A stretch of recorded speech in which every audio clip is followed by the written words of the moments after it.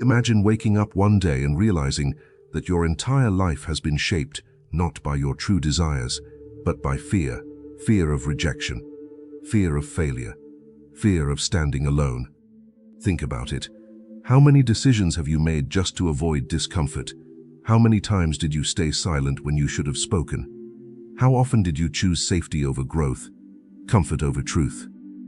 What if I told you that the greatest threat to your life is not failure, but weakness?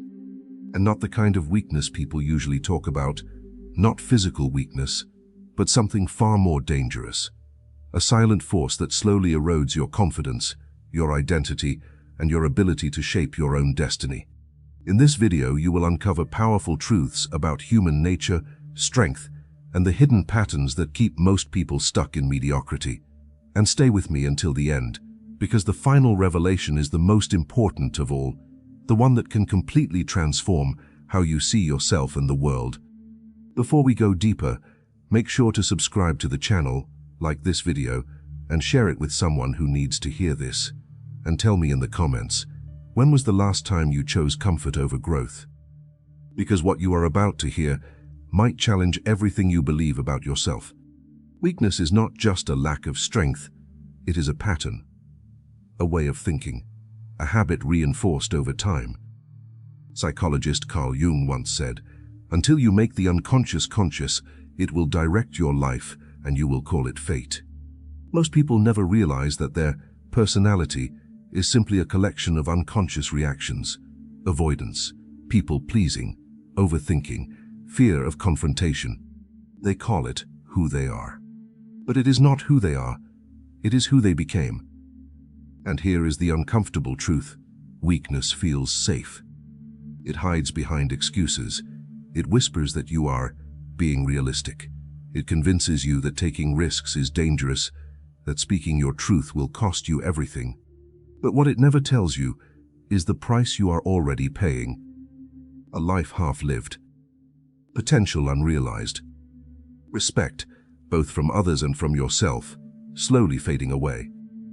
Friedrich Nietzsche warned about this when he spoke of the last man, a person who avoids all risk, seeks only comfort, and ultimately loses all sense of purpose. The last man does not suffer greatly, but he also never truly lives. And here is the question you must face. Are you living, or are you just avoiding pain? Because every time you choose comfort over growth, you reinforce the very weakness that keeps you trapped. But something interesting happens when you begin to see this clearly. Awareness creates tension. And tension is the beginning of change. In the next part, we will uncover the hidden ways weakness disguises itself in your daily life, patterns so subtle that most people never notice them, yet powerful enough to control their entire future. Weakness rarely announces itself. It does not arrive loudly, declaring that it is about to take control of your life. Instead, it hides in plain sight, disguised as habits that feel normal, even harmless. It shows up when you hesitate to speak your mind, not because you have nothing to say, but because you are afraid of how others will react. It appears when you delay important decisions, convincing yourself that you just need more time, when in reality, you are avoiding responsibility. It lives in the quiet moments when you settle for less than what you know you are capable of, and then justify it as being content. But deep down, you know the truth. There is a difference between peace and avoidance. Psychologist Abraham Maslow, known for his work on human potential, once said that what a man can be, he must be. This is not just a poetic idea, it is a psychological necessity. When you consistently act below your potential, something inside you begins to resist. You feel restless, unfulfilled, disconnected from yourself. And yet, instead of confronting this discomfort, most people try to escape it. They distract themselves. They numb themselves. They fill their time with meaningless activities just to avoid facing the one thing that matters most, their own growth. This is how weakness sustains itself. Not through dramatic failures, but through small, repeated acts of avoidance. Day after day, choice after choice, until it becomes your default state. Carl Jung described this as living in the shadow, the parts of yourself you refuse to face. And the more you ignore it, the stronger it becomes. Because what you do not confront controls you. Let me ask you something. How many opportunities have you missed? Not because you were incapable, but because you were afraid. How many times did you stay in situations that drained you simply because leaving felt uncertain? How often do you silence your own voice just to keep others comfortable? These are not random moments. They are patterns. And patterns shape destiny. The philosopher Søren Kierkegaard spoke about this when he described the concept of despair, not as sadness, but as the failure to become who you truly are. In other words, the greatest tragedy is not suffering. It is living a life that never fully expresses your potential. And weakness is the force that keeps you there. But here is where things begin to shift.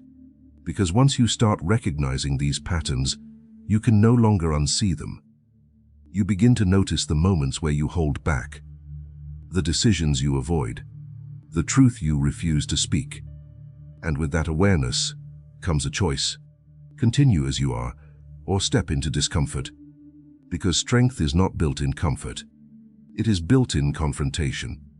In the next part, we will explore why discomfort is not your enemy, but the very gateway to power, and why everything you have been taught to avoid might actually be the key to your transformation.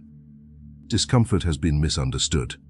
You were taught to avoid it, to see it as a warning sign, something that tells you to step back, to protect yourself, to stay within what feels safe and familiar. But what if discomfort is not a signal to retreat, but an invitation to evolve? Think about this carefully. Every meaningful transformation in your life has come through discomfort. Learning something new, uncomfortable. Having difficult conversations, uncomfortable. Taking risks, deeply uncomfortable. And yet, these are the very experiences that shape who you become. The Stoic philosopher Epictetus once said that difficulty shows what men are. Not what they pretend to be, not what they say they value, but what they truly are when faced with pressure. Because pressure reveals truth. When you avoid discomfort, you are not protecting yourself. You are preserving a weaker version of yourself. A version that depends on external approval. A version that fears uncertainty. A version that would rather stay stuck than risk failure. And here is the paradox most people never understand. The more you avoid discomfort, the more fragile you become. The smaller your world gets. The more control fear has over your decisions. But when you start moving toward discomfort, something shifts. You begin to realize that what you feared was never as powerful as it seemed. That rejection does not destroy you. That failure does not define you. That uncertainty is not something to escape, but something to navigate. Psychologist Viktor Frankl, who survived one of the darkest periods in human history, discovered that meaning is not found in comfort, but in responsibility, in choosing how you respond, even when conditions are difficult. And this is where strength begins. Not in grand gestures, but in small acts of courage. Speaking when it would be easier to stay silent. Acting when it would be easier to wait. Choosing growth when comfort is calling you back. Let me ask you something. What are you avoiding right now that you know you need to face? What conversation are you postponing? What decision are you delaying? What truth are you refusing to accept? Because that, right there, is your doorway. The exact place where your weakness is holding you back is also the place where your strength is waiting to emerge. But stepping through that doorway requires something most people are not willing to give. Responsibility. Not for the past, not for what happened to you, but for what you choose to do next. Because as long as you blame circumstances, other people, or your own fears, you remain powerless. But the moment you take responsibility, even for your limitations, you begin to reclaim control. And control leads to freedom. In the next part, we will dive deeper into the hidden cost of staying weak, not just in your personal life, but in how others perceive you, treat you, and respond to your presence in the world. Weakness does not only affect how you see yourself, it shapes how the world sees you. Whether you realize it or not, people are constantly reading signals from your behavior. Not your words, but your posture, your tone, your decisions, your boundaries. They are asking one silent question. Can this person be trusted to stand firm, or will they collapse under pressure? And your actions answer every single time. When you avoid confrontation, people notice. When you constantly seek approval, people feel it. When you fail to set boundaries, others begin to define them for you. This is not cruelty, it is human nature. The philosopher Niccolò Machiavelli understood this deeply. He observed that people respect strength, not because they admire dominance, but because strength signals certainty, direction, and reliability. Weakness, on the other hand, creates doubt. If you do not believe in your own voice, why should anyone else? If you do not defend your own time, why would others value it? If you hesitate to make decisions, why would people trust your leadership? And this extends far beyond professional life. It affects your relationships, your opportunities, your influence, even the way strangers treat you, because people respond not just to who you are, but to what you project. And here is the uncomfortable reality. When you consistently act from weakness, you train others to see you as someone who can be ignored, overlooked, or controlled. Not because they are malicious, but because you have shown them repeatedly that you will not resist. This is why boundaries are not optional. They are essential. Psychologist Jordan Peterson often speaks about this, that a harmless man is not a good man. A good man is one who has the capacity for strength, but chooses to use it wisely. Without that capacity, you are not peaceful. You are simply passive, and passivity invites exploitation. Let me ask you something. How many times have you said yes when you wanted to say no? How many times have you tolerated behavior that you knew was wrong, just to avoid conflict? How often do you sacrifice your own needs to keep others comfortable? Each of these moments may seem small, but together they shape your identity. They tell the world who you are and what you will accept. And over time, they create a life where your needs come last. Your voice becomes quieter.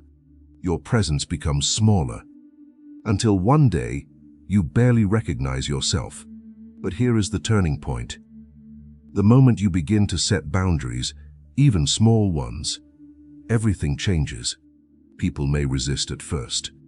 They may question you. They may even push back. But that is not a sign you are doing something wrong. It is a sign that you are no longer playing the role they expected. And that is the beginning of respect. In the next part, we will explore how to rebuild your inner strength from the ground up, not through empty motivation, but through disciplined action and a shift in how you see yourself.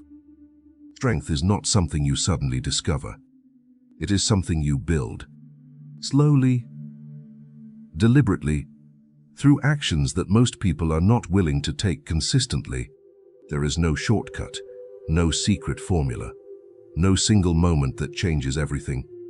Instead, there is a process, a quiet, often uncomfortable process, where you begin to reshape who you are through what you repeatedly do. Aristotle once said that we are what we repeatedly do. Excellence, then, is not an act, but a habit. The same is true for strength, and also for weakness. Every time you avoid a challenge, you reinforce weakness. Every time you face it, you build strength. It is that simple, but not easy, because your mind will resist. It will tell you that you are not ready, that you need more time, that the risk is too high, that failure would be too painful. And this is where most people stop. Not because they lack potential, but because they believe the voice of fear more than the possibility of growth. But here is something you need to understand. You do not eliminate fear by waiting. You eliminate fear by acting in spite of it. Psychologist Bandura, known for his work on self-efficacy, demonstrated that confidence is built through experience, through doing, not thinking. You do not become confident and then act. You act, and confidence follows. So the question is not, do you feel ready? The question is, are you willing to act without feeling ready? Because that is where transformation begins. And it does not require dramatic changes. It starts with small, deliberate actions. Speaking up once, when you would normally stay silent. Saying no, when you would usually agree. Taking one step forward, when your instinct is to retreat. These moments may seem insignificant, but they are not. They are the foundation of a new identity. Each time you choose action over avoidance, you send a message to yourself. I am not controlled by fear. And over time, that message becomes belief. That belief becomes behavior. And that behavior becomes who you are. Let me ask you something. If you continued living exactly as you are today, where would you be in 5 years? Stronger or weaker? Closer to your potential or further away from it? Because the direction of your life is not determined by one decision. It is determined by the patterns you repeat daily. And if those patterns remain unchanged, so will your future. But the moment you begin to act differently, even in small ways, you interrupt that pattern. You create a new trajectory, and that trajectory leads somewhere entirely different. In the next part, we will confront one of the most difficult truths of all: why becoming strong often means losing people, changing relationships, and walking a path that few are willing to take. Becoming stronger will change your life, but not in the way most people expect. Because as you begin to grow, as you start setting boundaries, as you refuse to tolerate what once felt normal, something unexpected happens. Not everyone will celebrate your transformation. Some will resist it. Others will question it. And a few will distance themselves from you entirely. This is one of the hardest truths to accept. Growth is not just about gaining strength, it is also about losing what no longer aligns with who you are becoming. The philosopher Friedrich Nietzsche spoke about this when he said that the individual must be willing to stand alone in order to become who they truly are. Because the moment you stop seeking approval, you disrupt the expectations of those around you. People who benefited from your passivity may feel uncomfortable. People who were used to your silence may feel challenged. People who relied on your compliance may feel threatened. And here is the critical point. Their reaction is not necessarily about you. It is about the role you used to play in their lives. When you change, that role disappears, and not everyone is ready to accept that. This is why many people unconsciously choose to remain weak. Not because they want to, but because they fear losing connection. They fear being misunderstood. They fear standing alone. But what they do not realize is that by avoiding that temporary discomfort, they create a permanent limitation. Carl Rogers, one of the most influential psychologists of the 20th century, emphasized that authenticity is essential for a meaningful life. But authenticity comes with a cost. It requires you to be honest, even when it is inconvenient. To express yourself, even when it is uncomfortable. To walk your path, even when others do not understand it. And yes, sometimes it means outgrowing people. Let me ask you something. Are you holding yourself back just to keep others comfortable? Are you staying in situations that no longer serve you because leaving feels too difficult? Are you suppressing who you are to maintain connections that depend on your weakness? These are not easy questions, but they are necessary, because every time you choose to shrink yourself for the sake of others, you reinforce the very weakness you are trying to escape. And over time, that becomes your identity. But when you choose growth, even knowing that it may create distance, you begin to build something far more valuable than approval. You build self-respect. And self-respect changes everything. It changes how you see yourself. It changes how you carry yourself. And it changes the kind of people you attract into your life. Because strength does not isolate you, it filters. It removes what is misaligned and make space for what truly belongs. In the next part, we will explore how to develop unshakable inner discipline, the kind of discipline that allows you to stay strong, even when motivation disappears. Motivation is unreliable. It comes and goes, rises and falls, and disappears exactly when you need it the most. If your actions depend on how you feel, you will always remain inconsistent. And inconsistency is one of the hidden roots of weakness, because strength is not built on intensity. It is built on consistency. The philosopher Immanuel Kant believed that true character is revealed not when it is easy to act correctly, but when it is difficult and you choose to act anyway. This is discipline, not doing what feels good, but doing what is necessary, even when you do not feel like it, especially when you do not feel like it, because that is the moment when most people stop. They wait for the right mood, the right energy, the right circumstances. And while they wait, nothing changes. Days turn into weeks, weeks into years, and potential remains unrealized. But disciplined individuals understand something different. They understand that action creates momentum, and momentum creates energy, not the other way around. This is why the most powerful habit you can build is the ability to act without negotiation, to remove the internal debate, to stop asking yourself whether you feel like doing something and simply do it. Psychologist William James, often considered the father of modern psychology, suggested that action influences emotion more than emotion influences action. In other words, you do not wait to feel ready. You move, and readiness follows. Let me ask you something.